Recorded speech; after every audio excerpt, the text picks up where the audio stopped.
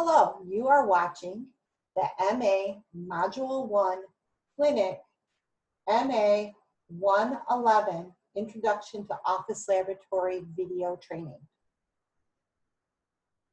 Okay, so Introduction to Office Laboratory. I like this module because students get a chance to work with the microscopes. You can do some pretty creative things in this module to help your students understand about germs and how to successfully use a microscope and focus it in for their position. This module, you're going to be using McKinn's Medical Assisting Fundamentals book. You're going to be in Chapter 41, Assisting in the Clinical Laboratory, and Chapter 45, Assisting in the Microbiology and Immunology. We'll also be using syntax again. The proficiencies that will be required of students for this course are going to be performing quality control measure on a glucometer and recording the results, use of an eye wash equipment, evaluate the laboratory environment, perform routine maintenance on clinical equipment like the microscope, instruct patients in collection of fecal specimens to be tested for ova and parasites, and collect a specimen for throat culture, and perform a CLIA wave microbiology test. Okay, so the first proficiency that I mentioned was the glucometer. There is a set of glucometers in each one of the clinic classrooms. Make sure that you are ordering enough strips for your students to use. I think probably 2 apiece should do it. They will be using glucometers again in Module 6.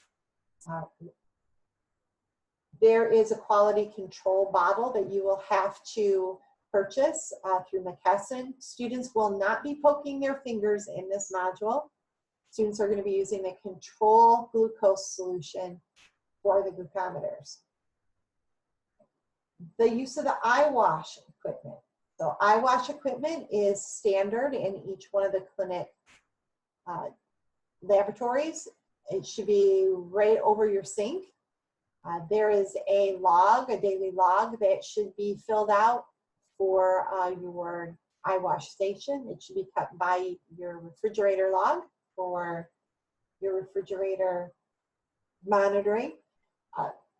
Go over the eye wash station, show a video on how it's used, demonstrate the eye wash station. You do not have to put your face in it and get your eyes wet, but demonstrate how it turns on and how it turns off. Make sure that it's in good working order and that the students know where it is and how to use it. They will be evaluating the laboratory environment. There is procedures that you can, or activities that you can use in class to help the students notice if there's a frayed cord or if there's electric too close to the water supply, if there's proper signage in your laboratory. So take some time to help them with that. And then there is how to use and maintain a microscope. So we'll be getting the microscopes out, going over all of the parts of the microscope. You do not have to take the microscope apart or clean it thoroughly. You just need to clean the lenses with the lens paper. So there's procedures in your book that show them how to do that and how to carry it. Instruct the patients in collection of fecal specimens for ova and parasites. There is a procedure in the book that tells them step by step how to do that. And no, they are not bringing in fecal samples in containers to class. They will be collecting a specimen for throat culture. So they'll be swabbing throats in this module. Those of you who have been doing this for a living know that there are some gag reflexes that can happen with this. Just be mindful to help your students to prevent that from happening as much as possible. So they'll be swabbing throats with the transport collection system, as well as performing a strep test in this module.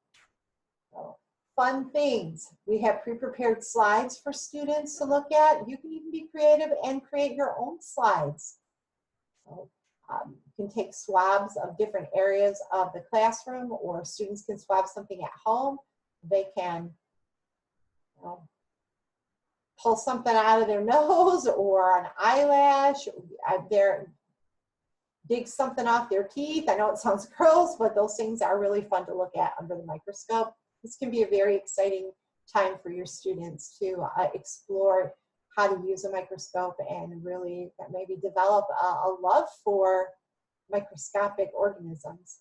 I have had instructors that will even grow their own germs in this module. They will make their own beef broth agar with some cups, and they will spread germs on it from kind of just around the campus, and they will keep it in a dark, warm place and grow and see what happens, and then look at those organisms under the microscope later. So, like I said, so many fun, exciting things for your students to do.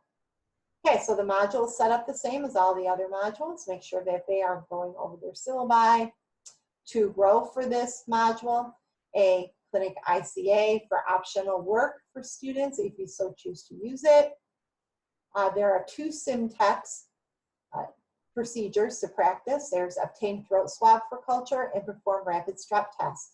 Again, introduce these early in the module so students have enough time to practice these over and over again before they have to take the Simtex simulation quiz.